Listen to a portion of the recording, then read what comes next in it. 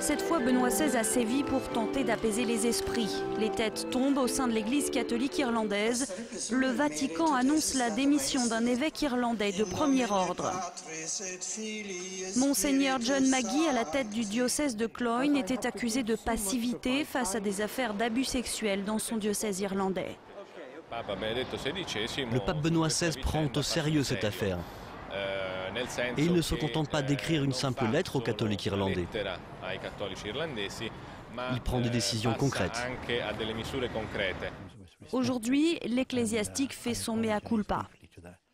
Au moment de partir, je voudrais offrir de nouveau mes excuses sincères à toute personne qui aurait été victime d'abus par un ou des prêtres du diocèse de Cloyne lorsque j'en étais l'évêque. Le prélat avait été mis en cause dans ce rapport établi en décembre 2008. Il estimait que les enfants n'avaient pas été protégés par la hiérarchie catholique des prêtres pédophiles. Des responsables du clergé auraient tenté d'étouffer les affaires gênantes, notamment en mutant les prêtres mis en cause.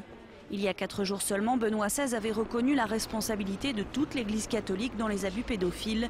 Un mea culpa de 7 pages, lu aux Irlandais. Je ne pense pas que le pape ait fait assez de choses. Nos cardinaux sont toujours en fonction en Irlande et ce sont eux les responsables. Les plus vieux cardinaux, ce sont eux qui connaissaient le problème et ont choisi de le cacher sous le tapis. Cette lettre arrive bien trop tard. Elle aurait dû sortir il y a bien longtemps. Benoît XVI doit encore accepter la démission de 3 autres évêques irlandais. Tous sont accusés d'avoir dissimulé des cas d'abus sexuels sur des enfants dans l'archevêché de Dublin.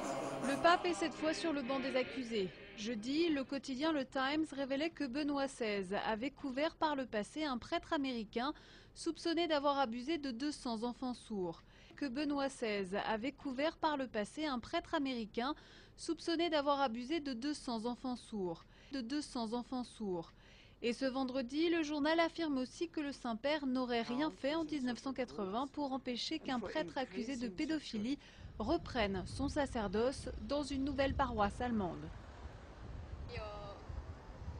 Je pense que maintenant il faut commencer à en parler de ces choses-là. Il ne faut rien cacher. Il faut qu'on trouve une solution et ça peut être celle de moderniser l'Église qui est restée encore à l'ancienne. Et c'est la raison pour laquelle arrivent des choses pareilles. Il faut que le clergé change. Je ne peux pas juger. Ça a peut-être été... les autres ont peut-être couvert aussi, hein, j'en sais rien. Hein. Certains vont même jusqu'à réclamer le départ pur et simple de Benoît XVI. Il en avait connaissance, mais je pense qu'il fait tout pour défendre la réputation de l'Église. Était-ce de la connivence? Je ne sais pas. Ce que je sais, c'est que si nous, les croyants, on savait que le pape avait eu la possibilité de connaître certaines choses, alors il devrait faire une seule chose qui n'a jamais été faite en 3 siècles, c'est-à-dire démissionner. De son côté, l'Église nie avoir protégé les criminels et déplore que ces événements soient utilisés pour s'attaquer au pape et à sa mission. Jour de messe à Marcilly, le Hayet. Ici, 3 jours après la mise en examen du père breton, l'heure est à l'incrédulité. Moi, je n'y crois pas, mais bon, alors là, moi, j'en reviens pas. J'en reviens pas. Si jamais, j'en reviens pas. Si jamais, j'en reviens pas. On est un peu surpris, hein. On peut prendre du plus, hein. Le curé de Marcilly est inculpé pour pédopornographie et pour agression sexuelle. Privé d'office, il a été suppléé hier par l'évêque de Troyes. Tant dans son prêche devant les fidèles que dans son discours devant les médias, Monseigneur Stinger tient à rappeler le sacro-saint principe de présomption d'innocence pour la personne d'église inculpée. Si elle a commis des actes graves, eh bien, il faudra dire qu'elle a commis des actes graves et qu'elle en assume les conséquences. Enfin, c'est pas, mais aujourd'hui, il est mis en examen aujourd'hui. Donc, il faut ramener les choses donc à ce périmètre de l'accusation. C'est donc bien l'emballement médiatique qui irrite aujourd'hui l'église auboise et ses 94 prêtres. L'affaire découverte dans le village aubois a eu des échos au Venezuela et a même intéressé jusqu'à CNN, la télévision américaine. Il y a quand même une sorte de complaisance et de voyeurisme dans ce traitement universel d'une information qui, après tout, n'a pas n'a pas l'ampleur d'une guerre mondiale. Je dis ça n'a pas l'ampleur d'une guerre mondiale parce qu'on ne sait pas ce qu'est la vérité de cette accusation-là. En pleine tempête médiatique, après les révélations sur le passé du pape Benoît XVI, les instances catholiques ne veulent pas devenir les boucs émissaires. L'affaire autour du père Breton doit tout de même permettre la prise de conscience. L'Église a une responsabilité importante.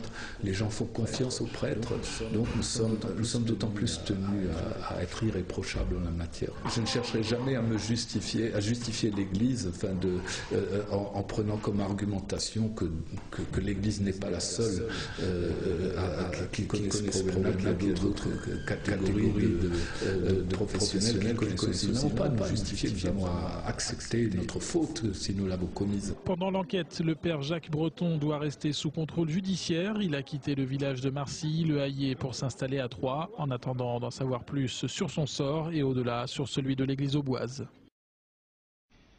Nous avons effectivement envoyé nos messagers avec des preuves évidentes et fait descendre avec eux le livre et la balance, afin que les gens établissent la justice. Et nous avons fait descendre le fer, dans lequel il y a une force redoutable, aussi bien que des utilités pour les gens, et pour qu'Allah reconnaisse qui, dans l'invisible, défendra sa cause et celle de ses messagers. Certes, Allah est fort et puissant. Nous avons effectivement envoyé Noé et Abraham et accordé à leur descendance la prophétie et le livre. Certains d'entre eux furent bien guidés, tandis que beaucoup d'entre eux furent pervers. Ensuite, sur leurs traces, nous avons fait suivre nos autres messagers, et nous les avons fait suivre de Jésus, fils de Marie, et lui avons apporté l'Évangile, et mis dans les cœurs de ceux qui le suivirent douceur et mansuétude. Le monachisme qu'ils inventèrent, nous ne leur avons nullement prescrit.